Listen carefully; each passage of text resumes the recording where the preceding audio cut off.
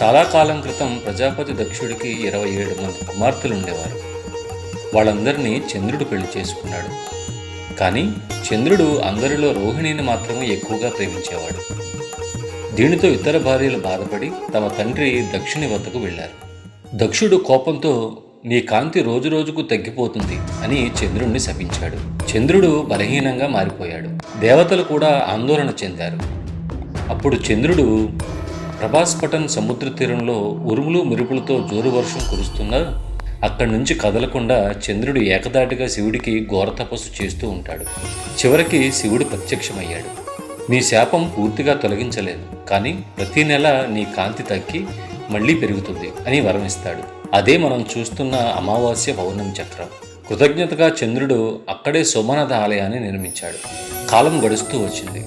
సోమనాథ ఆలయానికి దూరదేశాల నుంచి కూడా భక్తులు వచ్చి బంగారం, రత్నాలు దానాన్ని సమర్పించేవారు. సముద్ర తీరంలో నిలిచిన ఆ సోమనాథ ఆలయం సూర్యకాంతిలో మెరిసిపోతూ స్వర్గంలా కనిపించేది. కాలం గడుస్తూ వచ్చింది. సోమనాథ ఆలయం క్రమంగా భరతఖండంలోనే అత్యంత ధనవంతమైన దేవాలయంగా మారింది. ఆలయంలో వజ్రాలు, మాణిక్యాలు, రత్నాలు నిల్వగా ఉండేవి. రాజులు, వ్యాపారులు, భక్తులు తమ సంపదను దేవుడికి కానుకగా సమర్పించేవారు. సముద్ర తీరంలో నిలిచిన ఆ ఆలయం సూర్యకాంతిలో మెరిసిపోతూ స్వర్గంలా కనిపించేదని చరిత్రకారులు చెబుతారు. అది 1025వ సంవత్సరం. ఆఫ్ఘనిస్తాన్ రాజు మహమ్మద్ గజనీ సోమనాథ్ ఆలయం గురించి విన్నాడు.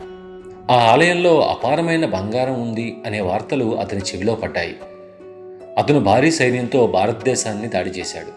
సోమనాథ ఆలయాన్ని చుట్టుముట్టి యుద్ధం ప్రారంభించాడు. భక్తులు మరియు స్థానిక యోధులు ఆలయాన్ని రక్షించడానికి పోరాడారు. కానీ సైన్యం చాలా పెద్దది. చివరికి దేవాలయం ధ్వంసమైంది. గజని ఆలయంలోని బంగారం, రత్నాలు అన్నీ దోచుకెళ్లాడు. అంతేకాదు, శివలింగాన్ని కూడా వెరక్కొట్టాడు. ఆలయం ధ్వంసం అయిన తర్వాత అక్కడ ఉన్న భక్తులు కన్నీళ్లు పెట్టుకున్నారు. శివలింగం ముక్కలు ముక్కలుగా విరిగిపోయింది. ఆ సమయంలో అక్కడ ఉన్న కొంతమంది సన్యాసులు మరియు పూజారులు ఒక నిర్ణయం తీసుకున్నారు. ఈ పవిత్ర అవశేషాలు శత్రువుల చేతికి పడకూడదు అని రాత్రి సమయంలో వారు శివలింగం ముక్కలను గోప్యంగా సేకరించారు. అవి చిన్న చిన్న సంచుల్లో పెట్టి రహస్యంగా తీసుకువెళ్లారు. ఎవరూ చూడకుండా ఆ పవిత్ర భాగాలను రక్షించారు. శత్రువులు వెంబడించడం వలన రాత్రిపూట అడవులు దాటుతూ పర్వతాలు అధిరోహిస్తూ ప్రయాణం చేస్తూ ఉండేవాళ్ళు. అలా ప్రయాణం చేస్తూ చేస్తూ కొన్ని సంవత్సరాలు ప్రయాణం చేసిన తర్వాత చివరికి కాంచీపురం చేరుకున్నారు. కాంచీపురంలో ఉన్న కాంచీ కామకోటి పీఠం అప్పటికే ప్రసిద్ధి ఆధ్యాత్మిక కేంద్రం. అక్కడ ఉన్న మహాసన్యాసి శంకరాచార్యుల వారికి, స్వామి, ఇవి సోమనాథ జ్యోతిర్లింగ ముక్కలు అని చెప్పి జరిగిన సంఘటన వివరించారు.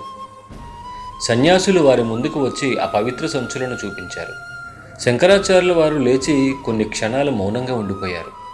ఎదురుగా ఉన్న సన్యాసులందరికీ శివుడు రూపంలో కాదు, తత్వంలో ఉంటాడు అని బోధిస్తూ ఆ పవిత్ర అవశేషాలను భక్తితో వారి వద్ద నుంచి శంకరాచార్యుల వారు స్వీకరిస్తారు. వాటిని రహస్యంగా భద్రపరిచారు. కాలం గడుస్తూ వచ్చింది. సోమనాథ ఆలయం మళ్లీ నిర్మించబడింది. శంకరాచార్యుల వారిచే దాచబడిన శివలింగ అవశేషాలకి నిత్యం ధూపదీప నైవేద్యాలతో వందల సంవత్సరాలుగా వారి సంరక్షణలో నిత్యం శివపూజ జరుగుతూనే ఉంది. భక్తుల విశ్వాసం ఏమిటంటే శివలింగ రూపం ధ్వంసం అయినా శివతత్వం నాశనం కాదు అనేది వాళ్ళ ప్రగాఢ విశ్వాసం. స్వాతంత్ర్యం తర్వాత 1951లో భవ్యమైన సోమనాథ ఆలయం సర్దార్ వల్లభాయ్ పటేల్ పునర్నిర్మించాలని నిర్ణయించారు. మళ్లీ నిర్మించబడింది. సోమనాథ ఆలయం కేవలం ఒక దేవాలయం కాదు, అది భక్తికి ప్రతీక, భారత చరిత్రకు సాక్ష్యం. ఎన్నిసార్లు కూల్చినా తిరిగి లేచే సంస్కృతి.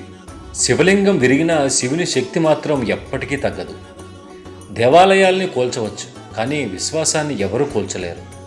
కాలక్రమేణా ఆ పవిత్ర అవశేషాలు కొన్ని ఆధ్యాత్మిక గురువుల వద్దకు చేరాయని కూడా కొంతమంది చెప్తారు. అందులో ఒక విశ్వాసం ప్రకారం ఆ శివలింగ శకాలలో కొన్ని ఆధ్యాత్మిక గురువు శ్రీ శ్రీ రవిశంకర్ గారికి చేరాయని కొంతమంది భక్తులు చెప్తారు. శివలింగం రూపం ధ్వంసం అయినా శివతత్వం నాశనం కాదు. సర్వే జన సుఖినో భవంతు.